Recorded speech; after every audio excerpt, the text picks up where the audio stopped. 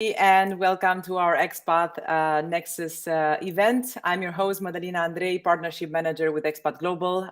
For those of you not yet familiar, we are the first sustainable marketplace digital ecosystem in the global mobility sector. To put it simply, the first e-commerce platform in the global mobility arena that enables the direct relationship between corporate clients looking for specialized services like immigration, visa, tax, social security, labor law advisory, and so on, and local and regional experts providing such services worldwide. This is our amazingly 31st live session from the xpath.NEXUS series, a series which has as main goal to become a place where we can share best practices in our industry, learn from each other, and most importantly, grow together. This episode focuses on global mobility costs as companies strive to be competitive in today's economy. Cost cutting is therefore one of the critical factors to be taken into account for all businesses. However, it needs a careful balance between being mindful about the costs associated with expat programs, while still providing relevant benefits packages for the assignees. Cost, as we know, is still a big issue, one of the biggest problems, and companies try to solve it in a variety of ways, taking into account the changing factors that come up with sending people abroad on assignments. We'll have some interesting questions, great answers shortly in this session, thanks to the valuable insights from our fantastic panel, expert panel here. But before giving the floor to my guests, I would like to thank all the attendees for joining us and for taking the time to watch us. Feel free to drop any comment or any questions you have for us, for our guests.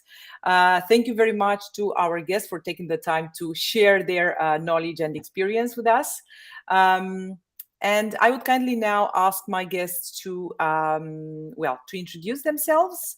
And I think we can do that alphabetically. We'll start with Rina. Sure, Hello, Rina. Yeah, am I audible? Yes, we can hear you perfectly. Okay, great. Thank you so much. Hello, everyone. Well, many of the people are already connected to me on LinkedIn, but to those who are not very familiar to my face or my profile, you can just go and watch me on LinkedIn. But just a quick introduction from my side. I'm into global mobility for almost 16 plus years of experience. And I got into mobility profile when it was just a baby in the market, and it was like very new in Indian industry. But that's way back in 2008. And since then, it's a long journey. I've come a long way with mobility. Is like now it's into my blood. So I'm here to share my thoughts around this hot and burning topic, and open to all your questions in this session. And even after the session, you can feel free to add me in LinkedIn and seek for any kind of help or any kind of suggestions from me. I'm open to it. Excellent. Thanks a lot, Rina. Thanks a lot. I see that we have some issues broadcasting on LinkedIn. I'm not sure what's happening. I'm really sorry. We have the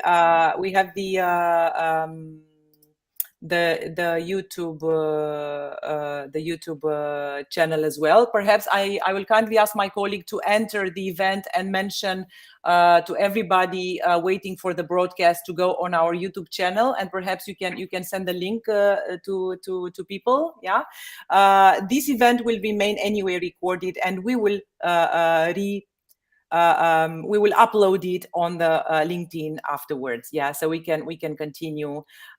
We can continue with Maria. Thank you, Madalina, and thank you, Expath Global, for having me here today. I'm happy to join you and be part of this panel. Thank you.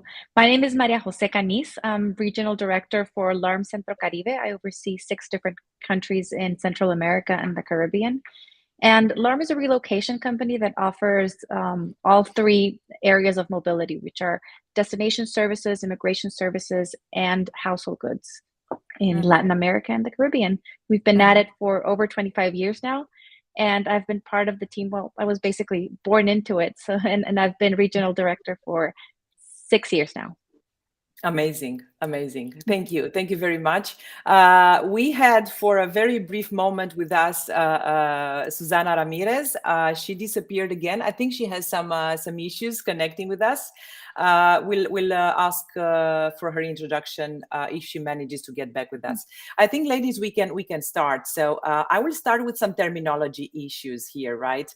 I know you do not particularly, Irina, I will start with you, right? You do not particularly like the term cost cutting, although it's a term widely used in all industries, right? Do you consider it inappropriate for the global mobility, perhaps? Sure. So I'll just share my thoughts now. This is not like somehow contradicting what is prevailing in the industry, and not I'm the one who is willing to change everything at one go with a magic wand ahead. And I'm not advising anyone to change it. But to my personal perspective, if you say cost cutting, it's like somewhere putting the employee. And if you just make a general statement, oh, my company is doing a cost cutting, are we really making sense by saying, okay, I'm looking forward for cost cutting? We at times, for majority of the incidents, we end up having exceptions, end up having like more cost incurred for situations that we really can't avoid. Then for me, if I say it's not cost cutting, but be a bit humble and liberal towards it. Rina, can you repeat the last questions? Ladies, tell me if I'm the only one having this issue. I heard Rina with a lot of interruptions. I did as well. Yeah. Perhaps you can well, okay, let me say again. Sure. Something is like yeah. Okay, am I is my voice not distorted now? Am I clear? In the you are clear, but we hear you with a lot of like little bumps. I don't know what's happening. Yeah. Okay. I don't know, maybe a network issue, but let me just reiterate. So when we say cost cutting, at times, like for my personal perspective, is like, okay, too much coming direct, and it's not like sounding great. There are companies who say, okay, we are undergoing a cost cutting, but it is like we end up many a times having more exceptions, and we end up incurring more cost rather than saying that, okay, we were eventually we fall into spending more rather than like looking forward for cost cutting and showing that this is the saving that I have made. So it is always you can say recommended, and an approach that we should adopt, that we can say, okay, I'm not looking forward for cost cutting, I'm looking forward for spending sensibly. Like if I'm a mobility expert and I'm a professional talking to another professional, it would sound that, okay, even at my home, I'm a person who is managing my expenses or my spendings. Then my company person, a mobility professional who is looking forward for sensible spending on assignments. So I would re-term the whole nomenclature to be like spending sensibly rather than cost cutting. So this is my submission. Yeah. Great insight. Thank you very much, Rina. We have Susana with us now. Finally, hopefully it's for the last time she disappears. Yeah. So Susana, we made our introduction. Perhaps you can kindly please introduce yourself for our audience. Absolutely. I'm hoping that I'm audible. Can you guys hear me okay? Yeah. Perfect. All right. Well, hello, everyone. Susana Ramirez here. I've been with the global mobility industry for about 17 years. It's been quite the ride. We have a lot of experience over here and in the group. And Rina, who's been in the industry for a while, Rina and I connected from other places to see you, Rina, and very happy. Amazing, to be amazing. With you. Yeah. This is such a small world, right? Small world. It is. It definitely is. Still smaller. Mobility is still smaller. We cannot survive alone. We can't survive alone. Yeah.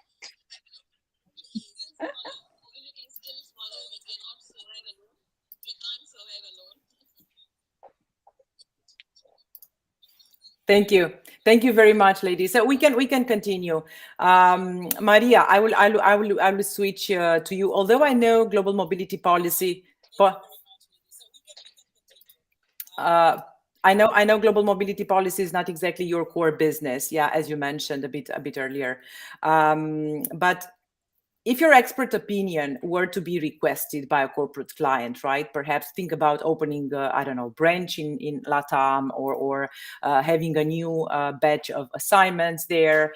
What would you advise clients from a cost perspective? What would be the main points a client should be taking into account when developing a global mobility policy for a certain region? You know, imagining they're taking into account the South America region. Excellent. Yes. So it is not one of our core services, but we do offer benchmarking and consulting services. We have done this sort of advising before. And what we think are the main points to consider is, first, definitely be sure to benchmark and analyze accordingly, just to equate quality of life in a destination country. You know, and with this in mind, also keep in mind that you have to consider all the taxes that the assignees will have to pay for in the destination country. Because bumps in salary don't necessarily mean an increase in quality of life if they have to pay more taxes, right? There are two other points I would say. Definitely differentiate between each type of assignments and what benefits each one will have, you know, between a short-term, a long-term, local to local, expat. And that sort of differentiation is very important. And also to determine a long-term career plan for each type of assignment to avoid brain drain. You know, you want to retain the talent even after their assignment is over, right? And I would say find the right mobility providers, of course.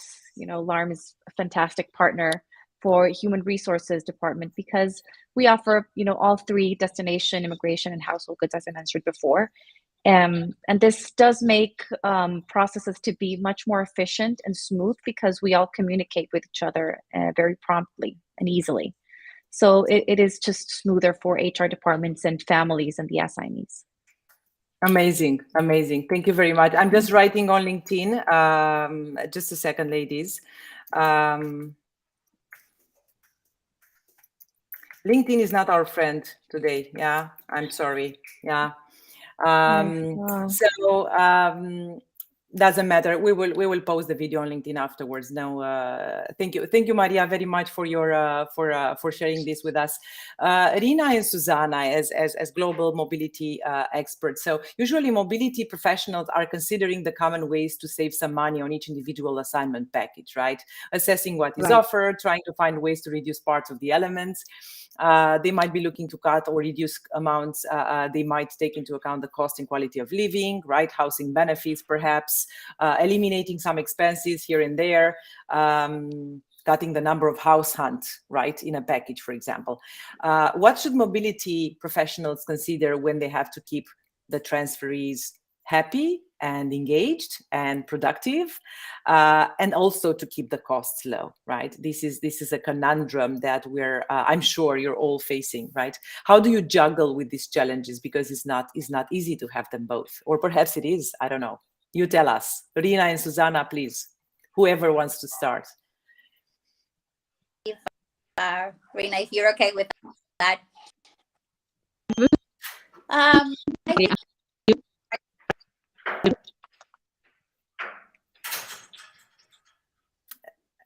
Yeah, Rina, perhaps if you can start. I think Susanna just blocked. Okay. I hope my streaming is going well. Managing costs at the same time, balancing the employee experience and employee satisfaction. It is very important. No, Rina. I'm really sorry. I'm really sorry. Today is our the worst day for a live session. Nothing works today. I'm really sorry. Just a second, Susanna. Perhaps you can try. Yeah. Okay. Okay. Let's try with Susanna, and we'll get back to Rina afterwards. Please, Susanna. What I would say is, for me, it's all about the smart spend. There's things that add value and that we would typically spend money on. So it's about mobility teams understanding where they have the smart spend, what is really adding value, and how you have some cost restrictions on the business. I think that, yes, you can have it all. It's not that you're going to give the employee 100% of because that would be fairly impossible, even on the expat side. How you give the most value to the employee. I think that global mobility are always mindful of is we are the first phase of the company to the employee. And if you are, yeah, we are the team that really how the companies work and how the companies portray themselves. So ensuring the conviction of smart spend, that you keep that on your mind all the time, allows you to be. You may see that some of the benefits that you have provided don't really or are not added value, but there are some other things that definitely will be much more smoother and that will enable you to be successful in their new location. I always say that it doesn't get more personal than moving a family, an employee, an individual. So keep how you portray the company that you work for through mobility will enable the company to be super successful. Thank you very much, Susanna. Rina, can we give another shot? Sure. Okay. First thing, mic check. Great. Let's see. So, okay. So for me, if I say one more important factor for any of the organization or the business is also the return on investment. So if I say I really want to do a cost cutting, or you can say I want to sensibly spend on an assignment, structure the assignment in such a way that I'm balancing both the ends. At the same time, you may find your businesses extending their budgets also because that particular assignment is of great value to them. So when we are doing this kind of checks, certain points that definitely I would like to, though it is a practice that every mobility professional is very much well aware of, but we may be taking care of these certain points, which you can say one ways help us to design the whole way across, or like the framework within which the assignment is to be designed. So one is the ROI for an assignment, or how important is that assignment for the business, what level the person is and how sensitive is his role for the assignment, what role play he has got. That is also again something that will trigger the cost exceptions also to be managed for this case. We need to also, if we have to manage a balance, that we also have to create a talent pool, or what is the intent of the whole assignment. And that is something that will drive our budgets and in advising the business also that how far we can go. Across this parameters, there is also something very sensitive, which Susanna already mentioned, is like the 4 pillars of any mobility assignment: the tax impact, the immigration cost, how far we are going to manage it, and what is the minimum wage or certain things which we are supposed to balance an equilibrium between. And the third is like social security, the risks like, okay, permanent establishment cost, and all these factors are to be completely managed.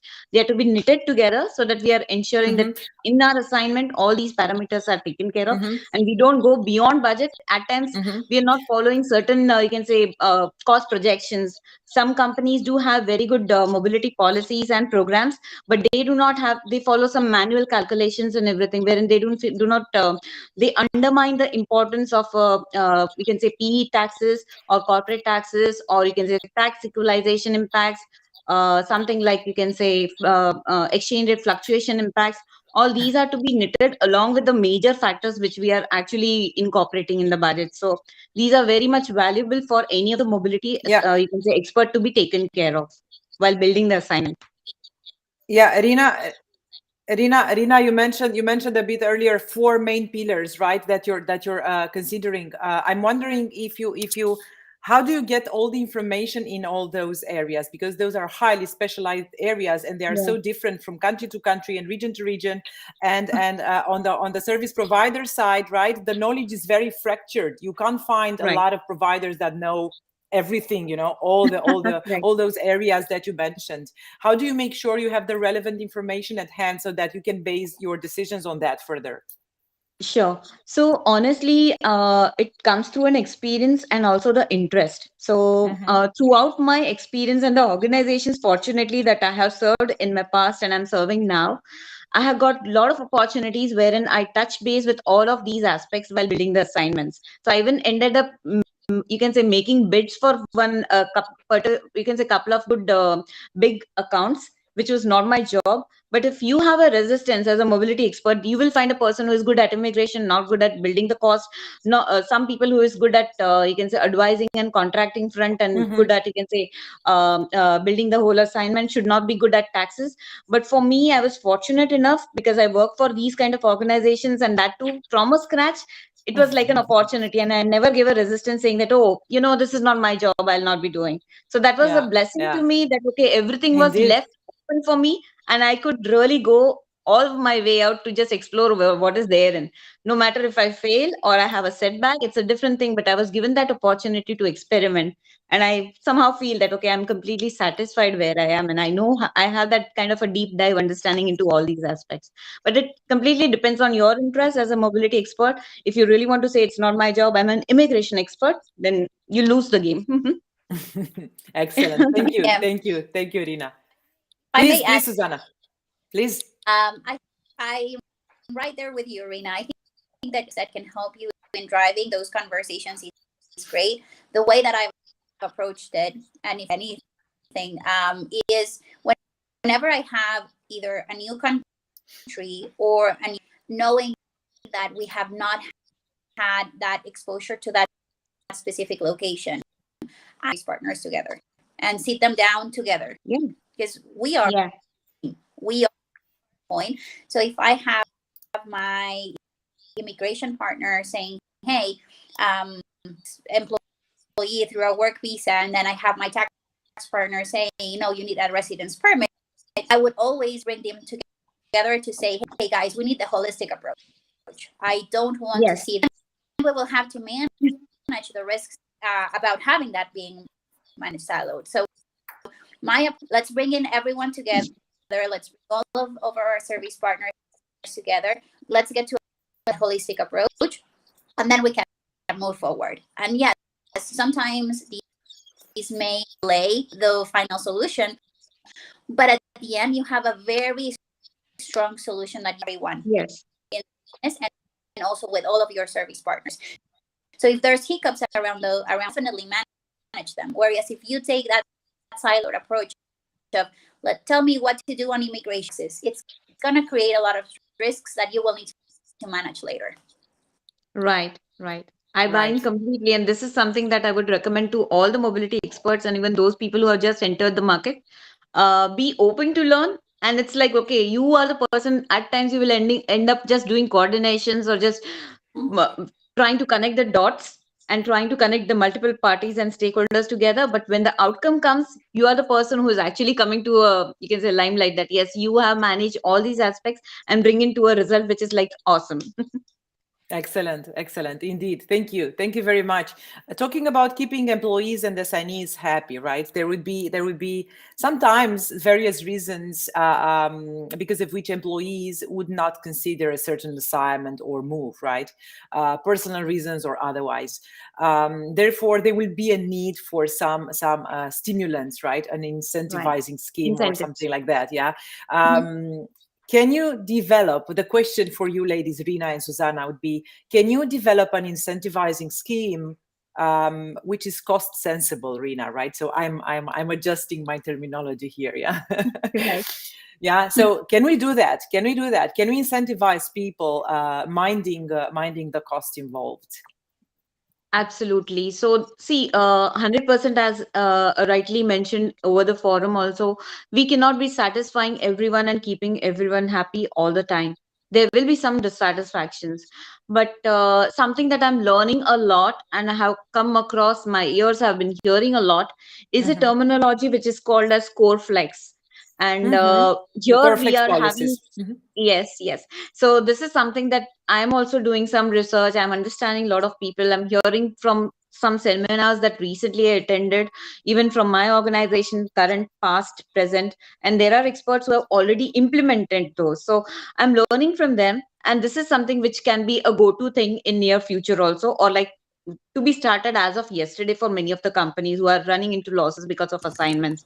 So if it is a core flex model, it is no way having a question in the mind of assignee saying that, oh, I didn't pick up something which was flexible benefit for me out of abz.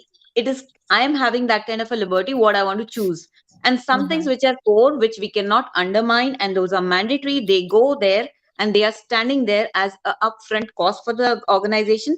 But some things, say for me, it is like education of my child, which is important. For you can be learning some new languages, very important, and a cultural know-how of the location where you're going to be assigned.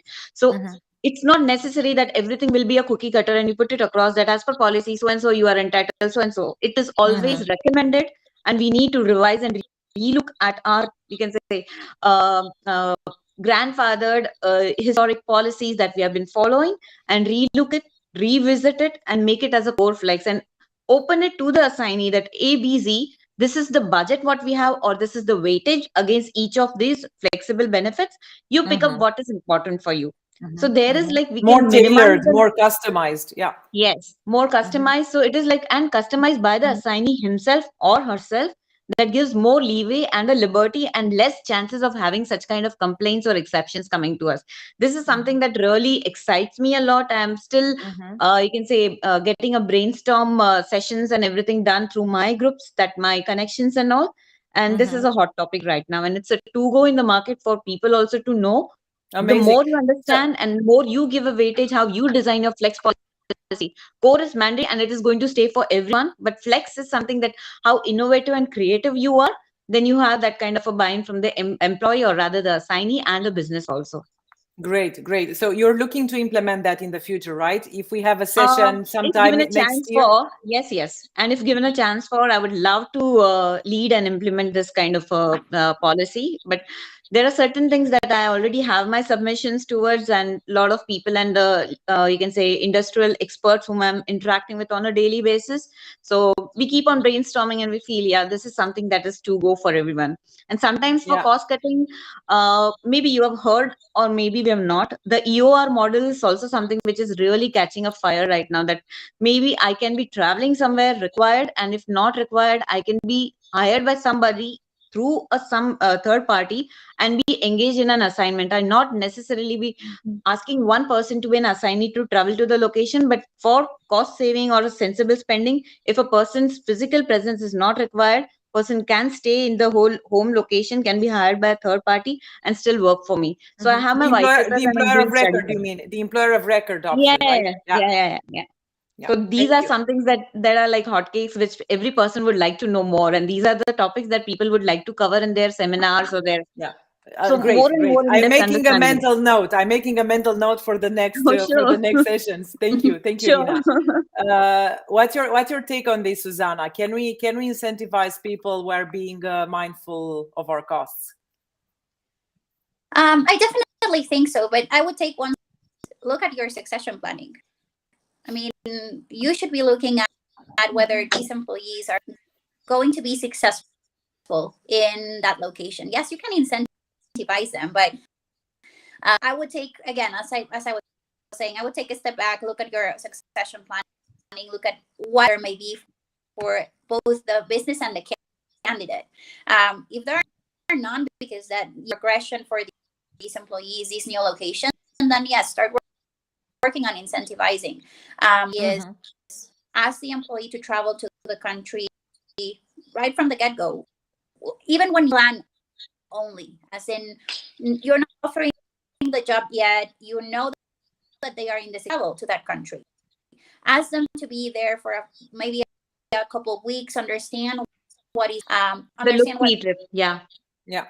Understand what their worries are, because maybe you're through the incorrect incentives, if that makes sense, about giving them more benefits or giving them additional salary. Their worries or concerns about their family, for example. So if it's a location where they feel don't get the same level of education that they currently have, well, that are available in that region or in that country. So I would, again, we're looking at how to incentivize them at the point where we are actually off. Take a step back and say, in the succession planning, is this person going to go to Gen? And if not, that's where you can pivot for both the employee and for the business, right? Especially if they are your top talents. Amazing. Thank you. Thank you, Susanna. We have a comment here from Vincent from Atlas. Atlas is a company that provides employer of record services. Indeed, it should be one of the topics that we have to cover in a future session. Thank you very much, ladies. Moving to Maria. We're talking here about incentivizing schemes, and I know in practice, corporate accounts, corporate clients sometimes use especially the DSP services as incentives for the assignees, right?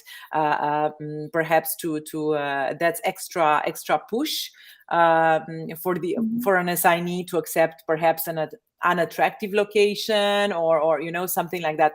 It doesn't have to be that. There are so many reasons. What kind of services providers should have in place for these cases, to help, to partner with the HR and try together to incentivize the assignee to take that role. Have you ever been in the situation where your services were used to help sell, the location or help sell the assignment? Could you please share with us a couple of examples or your take on this?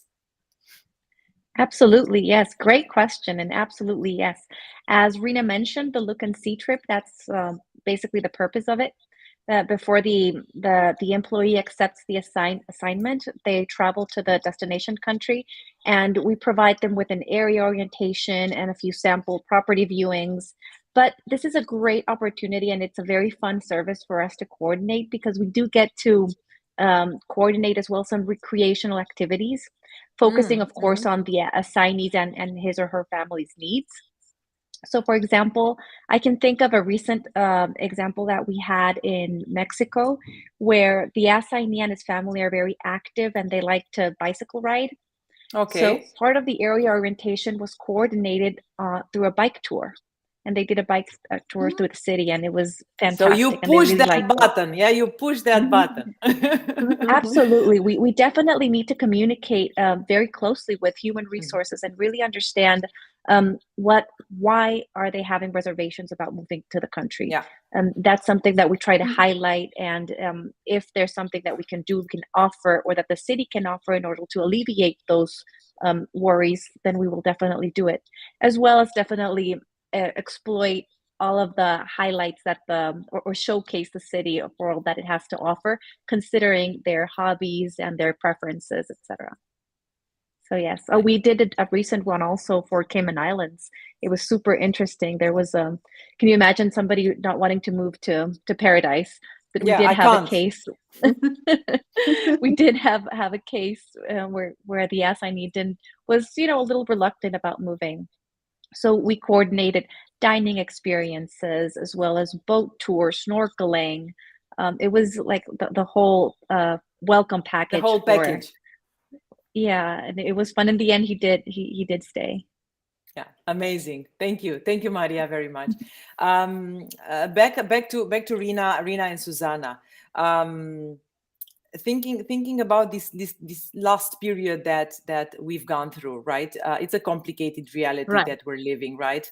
Pandemics, wars, and so on and so forth. What would be the main changes companies made during this period, especially in their GM policies in terms of costs, right? I'm thinking, for example, what was popular for the assignees to be included in the benefits package a couple of years ago, and what has changed now? What is more popular right now? Right. May I take the lead, or maybe Sudeshna, you can? Okay. Honestly, pre-COVID and whatever, like in the past years, we had like the great beauty and the way we were managing assignments during those times were completely different entitlements, different set of programs. During COVID, one way is we can say that, okay, we were trying to cut down costs because the things were very unpredictable. Whether there were situations where management and companies used to feel, okay, are we really expecting the travel to be normalized? Will it ever happen? That was the situation. So during those times, people and the company ended up like one way saying, okay, cost cutting, but the other ways I should say we were like entering into a lot of unpredictable costs. So there were assignees who were asked to be evacuated at whatever cost we were like offered for by the DSPs or by the respective service providers. But along with that, there were also other implications, like if, even if a person is asked to be evacuating from the location where he is, and company was he or she was enjoying a rent-free accommodation, we ended up paying those rentals. We ended up with the storage and shipments of their goods. We even ended up paying those rentals for stretch durations where the assignee or the families were already evacuated, but the rental agreements were continuing, services were continuing. There were double costs incurred for assets. There were double costs incurred for managing them in two locations, taxes, lot of exemptions asked from the government and the regimes. So one ways it was all chaotic. And now it is like a, we can say, settled phase wherein we know that yes, we are walking along with a lot of things and unpredictabilities around, but then too we are settled. But this has really given a thought to every business that, okay, are we really required to be like given a caution? Are we really requiring certain assignments which we can do away with, certain assignments which are mandatory and have to go because it is a huge revenue and maybe a reputation, you can say, status to be maintained for any of the organizations, or a level which is to be considered, which is like there is a huge ROI, something like this, then we have to manage those assignments in primitive styles. But along with that, there is also some additions to whatever we were offering before. And now it is additional that, okay, there are some, you can say, additional checks from a vaccine perspective, some prescriptions, some cautions. So, and you can say region and the country wise regulations. But eventually we even find that is phasing out because we have come out of that situation. But I don't feel that, okay, it is like for the time being, again, there will be something coming up. We are dealing with situations like the war going on in Ukraine, and we end up having heavy costs for our assignees, or even unpredictable and situational assignees. A lot of things happening around, companies are just extending budgets to save their people. So I should say this is not cost cutting. Honestly, it is managing the cost at home in such a way that you are sensible on whatever spendings you do. So it be it like your own house, that you're managing the household expenses. Likewise, it is your company expenses that you're supposed to manage. So that's my take. That's a great comparison. Thanks, Rina. Yeah. Susanna?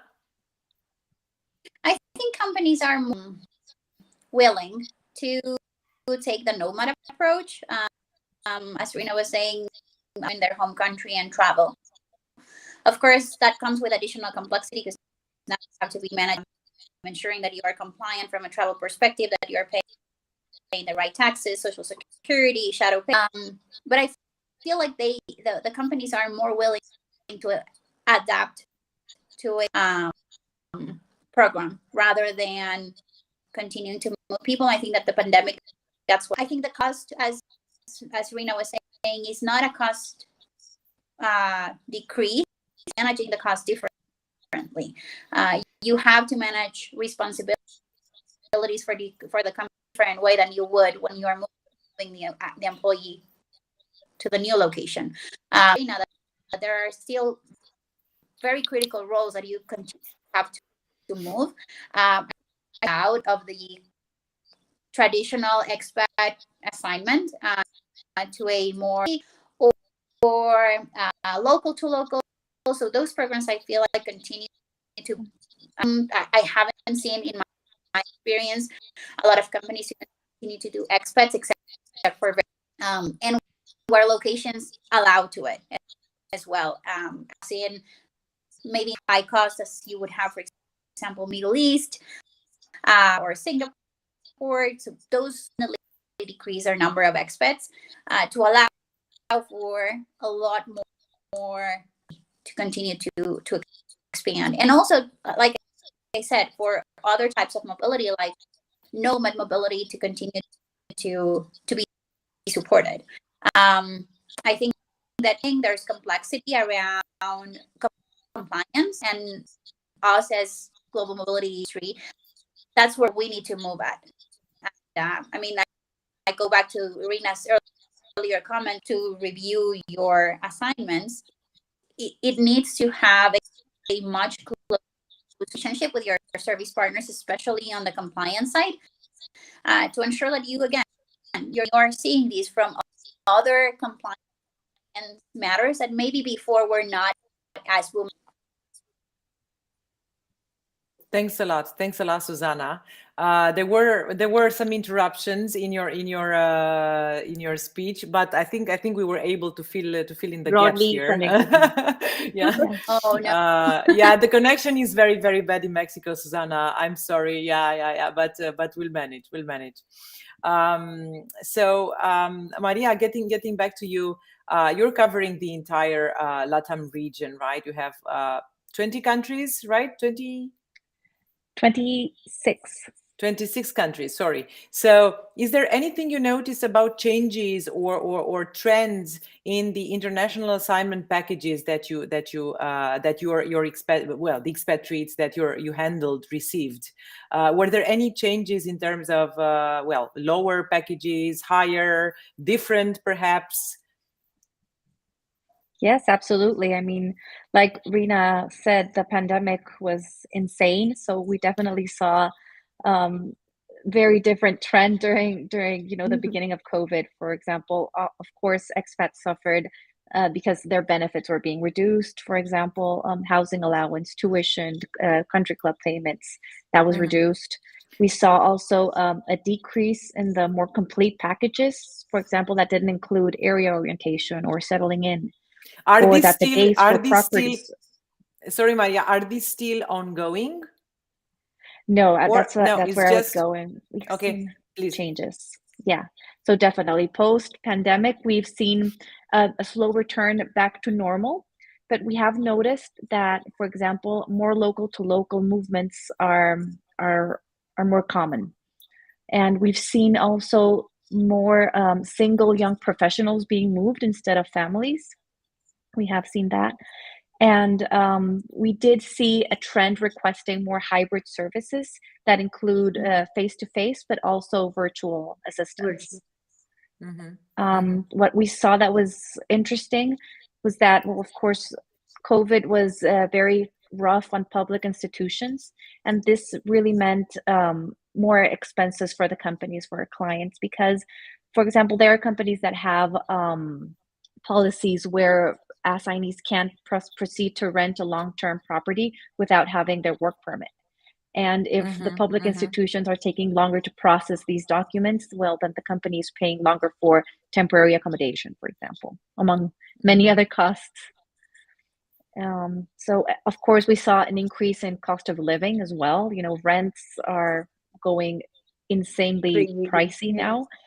Yes, the demand for houses went up as where more apartments are available, but utilities are more expensive, gas is more expensive. So all of these really needed to be reevaluated to really equate quality of life for the assignees.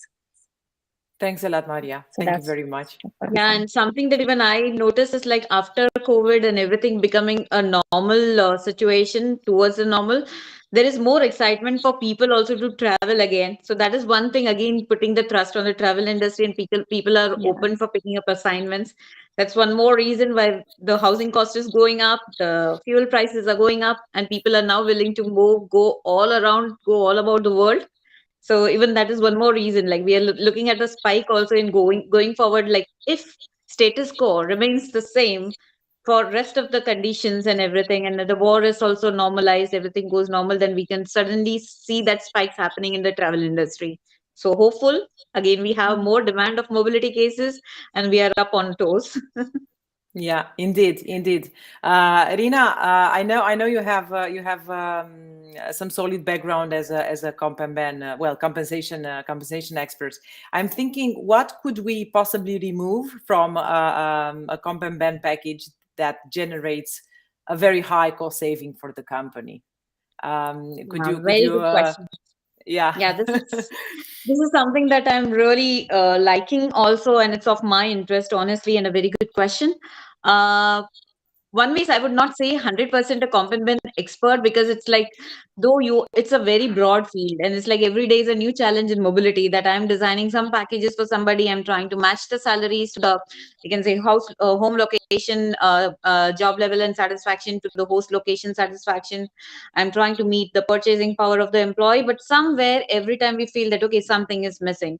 But in the whole attempt, what I have identified certain parameters to be taken care of is, and a person has to, as a mobility expert, everyone has to be vigilant enough to identify those gaps and manage the compensation in such a way that there is enough saving, is the area where you are putting into an agreement between the assignee and yourself, that is, as a company, you are giving commitments, open commitments, that, okay, I will be managing your tax equalizations, I will be managing your exchange rate, but I will be managing any kind of ad hoc expenses or something like this, or incidentals and anything. And beyond that, then you go on adding up things, okay? Like if you have something like a settling in allowance, beyond that you have an appliance allowance, beyond that you have something like initial support for giving, you can say, entering into a lease or something. We have to be very specific and giving some caveats to the assignees, that they do not have a open ended arm that they can make you stretch around, that, okay, this is something that is falling out, but please accept as an exception. Then why would I need a policy for it? A policy is something that ABC, and beyond this, I cannot stretch. At your home budget, also, you may say that, okay, this is my salary that I'm putting in the house. I cannot just go and stretch, which I'm not earning. Then the similar way, mobility or an expat in Compenben has to be assured of that this is the budget that I'm not going to overstretch beyond. Some circumstantial or situational things can be even considered, but every now and then it is like, okay, when you end up taking those balance sheets into account, you find that mobility cost has gone higher to what was expected. We don't end up, you can say, cross checking with what was budgeted, and after the actual assignment is over, or on yearly basis, we never, you can say, keep a track of what we have ended up paying. So for me, I would honestly advise that this is also very much important for the costing team to be taking into account, that what we are offering and what we are projecting, are we actually on track in the midst of assignment, or keep on keeping a rational check on these till the time the assignment is over. Otherwise it comes to a surprise that, okay, we have additional penalties, we have additional PE costs, which we never factored. Big surprise. Big surprise. Yeah, big surprises. And the margins, I have in fact witnessed these things, that we end up, whatever margins we had you can say, projected in the beginning of the year or beginning of the assignment, we end up that, okay, margins are going negative, because the mobility expert never ever understood that kind of a, you can say, or never maybe highlighted in these areas, which were very, very important. So one is no caveats, one is no open-ended budgets, or you can say estimations. Keep a check on what is being projected and what is actually being, you can say, incurred. Like what we do in our household expenses also, we keep a diary. I remember that with our utilities, and the expenses. So why don't we do that? And many times good companies, like what I have experienced in the past, we have a separate costing, project costing teams, and everyone who used to keep these kind of checks and monitor that, hey, you're going beyond budget. Next year, we need not give any exception to the assignees. These are very important factors. Thanks a lot, Rina. Susanna, we are talking about benefits and the popularity of some perks against the others. I'm thinking now if there would be any connection between the benefits, the type of assignment, and the actual employee chosen to take up that assignment, and the assignment failure. The question is, what would be the elements to consider an assignment is being failed? And if there is any trigger included in the global mobility policy that causes that failure. Say it's the ROI. I go back to Rina's comment, and please let me know if I break down. Go back to Rina's comment earlier around ROI and ensuring that you understand what from that assignment.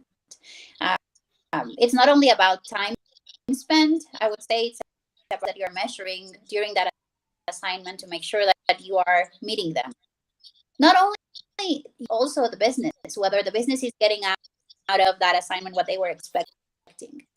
I think with benefits, I would say that we spend a lot of money, just in general, in mobility. Mobility spend is super high. What are you spending on? 2, what benefits are being provided? What is B? And then what are the KPIs that you are measuring towards that? What's going to happen once this assignment is done? What is the next path for them? What are the next steps? What is their succession planning like? And so forth. I've seen moments where their main objective is ensuring that they have a local, whether you have a local successor at the end of your assignment, then that's your make you next. So ensuring that the business continues to manage, to track them, understand what your ROI was. I think that would allow for a non-failure. Not measuring that, I would take that as a failure. If you're not keeping an eye on what you're defining KPIs right from the get-go for that matter, I would consider that. Right.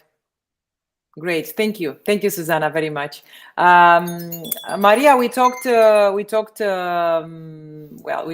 about how to cut costs, right? What happens if some important elements are eliminated from a package? I'm thinking a company eliminates, for example, the housing support for the assignees, right?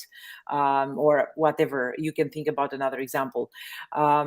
How do you think this will affect the well-being of the assignees and the overall success of an assignment? And the real question here is that if there are certain essential fundamental elements that never should be removed from the packages the assignees receive. And I want your position as a provider that has met thousands of expatriates so far, right?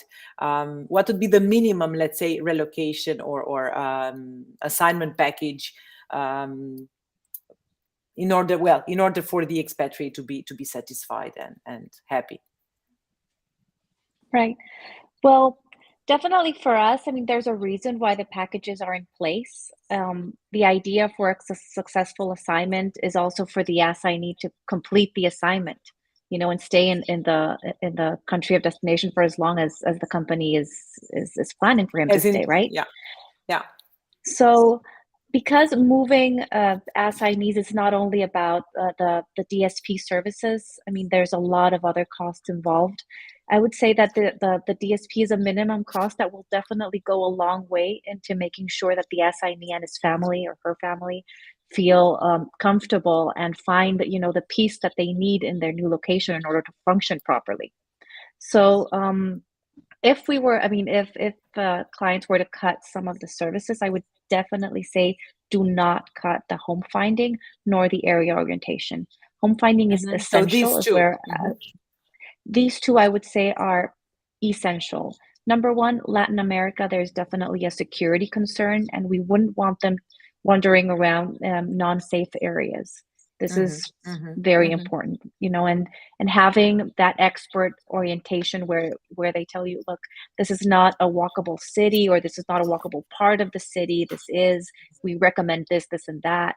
And so that is super important, as well as the home finding. We would hate to see assignees signing leases that don't have an exit clause, or that don't have clauses that are really fair or favorable to them, especially because some of the countries require guarantors. So most of the time, guarantors is the company, and we don't want the company being involved in a lease that they can't get out of, as well as end up in a house without a proper background check. We had a case back in one of the countries I oversee, where the assignee went on his own finding a property and found a property that was blacklisted by his company. We had to actually intervene. We were hired to intervene and stop that negotiation because it was not a proper property for an assignee. So yeah, that would be my advice. Yeah. Do you agree, ladies? I totally buy in for what yes. Oh, go ahead, please. Your chance, then I go. I definitely agree, Madalena. The only thing that I would add is cross-cultural training is the one that I did not be cut off. I know that we amazing, Susanna. The importance that has a huge impact. When you actually provide these benefit, it allows a much more successful transition. I can talk about myself. I have a 6-year-old. We are moving to Charlotte. I asked to be provided for a cultural training, not only for my husband, but also for my daughter. It was a game changer for her, understanding for her from a cultural perspective and what differences she would see from Mexico to the US. Definitely gave her a sense of comfort and understanding of what was the impact that she would be that she transitioned onto the new location. And in my experience with my employees as well, I definitely see this as it definitely allows for more success, and not only for on the employee side, but also receiving them. Understanding the cultural differences is definitely something that seem to be more engaging. This brings us to the D&I discussion, but definitely just understanding how the cultural differences today and what to expect and not to expect from whoever the team is receiving from another. Definitely a game changer. Thanks a lot, Susanna. Rina, would you like to add something? I totally agree with what both of the ladies mentioned. And for me also, I would say that very important core for any assignment to be successful is the assignee is safe and feeling at home in any of the new country. And when we mention this, it is like feeling at home as good as my home is something that when I'm going back after my office hours or office work or my assignment day is completed, I should be relaxed that I can perform the next day. But if the housing, if the local culture is not something that I can adapt to, then I'm having a setback. And for any mobility expert or for any business or rather like for any of the company, the biggest setback will be a failure of an assignment, which is like already invested that time, that money, that you can say patience and the opportunity loss that we always consider. Then please, it is mindful for every mobility expat not to chuck off those things which are very important for a successful assignment. Yeah, great. We're preparing to wrap up the session, ladies. So we have one final more general question here. How do you see the current mobility trends, right, that are emerging? Do you see what's your take for the next 5 years? Starting from now, more LTAs, more STAs, more business trips, less. I don't know. Give a prediction and we'll see what happens in the next 5 years. This is something that you can say as if we are playing, you can say a role of an angel or a god who is predicting everything.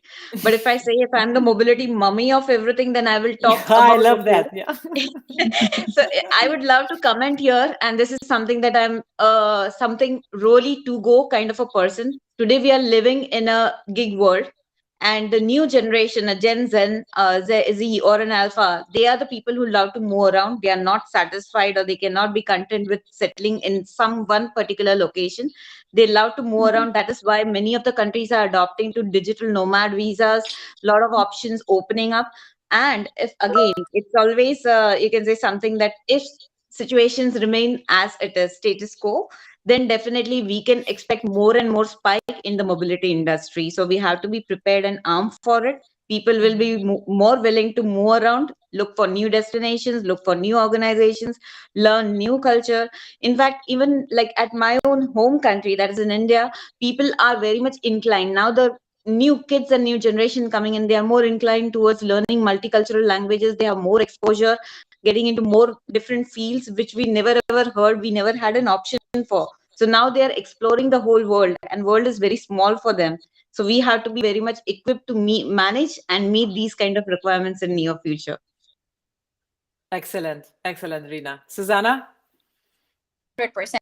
And I'm going to use the example of my daughter. Like I said, she's just, I think last week she said, Mommy, what I wanted the world. And my first stop is going to be Japan, and I have a full plan. 5. I mean, she's 6, right?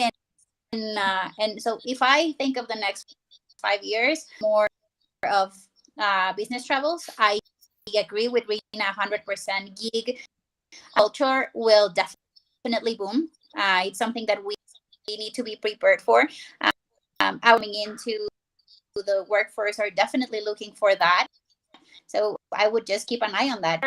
She's saying she's going to travel the world and work in different countries, and definitely something to keep an eye on. Correct. Thank you. In Thank you, fact, ladies. just to add on to this, Andre, I just had a point and a takeaway for the rest of the audience. Many of the companies, because of COVID, they implemented something called, okay, work from home and design your own work, design your day and whatever. But going forward, the new generation will be asked, and we can also introduce design your assignments and design your travels. That will be something very exciting for them, that they will be ready to share their knowledge and work for different companies. So maybe this can be a requirement to be prepared for. It will be all customized, maybe. Thank you, ladies, very much. I think this wraps up the session. I'm sure the audience has found it extremely interesting. We love technology, but technology was not our friend today at all, right? It has failed us miserably. We'll post this video on LinkedIn anyway in the near future. Thanks a lot for taking your time to share your insights. Susanna, we have to hear each other again, definitely, because we had to fill a lot of the information. The connection was not exactly the most fortunate, but I'm sure it was just fine for this event. So thanks a lot for taking the time to join us. Thank you all for watching us. In case you have extra questions, in case you have any comments, please feel free to reach out to my guests directly. I'm really sorry we could not take any comments or any questions because I couldn't see them. Until our next week, please feel free to follow us on social media, head up to our website, Expat.global, book a demo session with us to learn more about our ecosystem, and we'll see each other in 2 weeks' time. Thank you very much. Thank you so much. Everybody. Thanks, everyone. Have a lovely day ahead. Bye-bye. Thank you. Bye, ladies.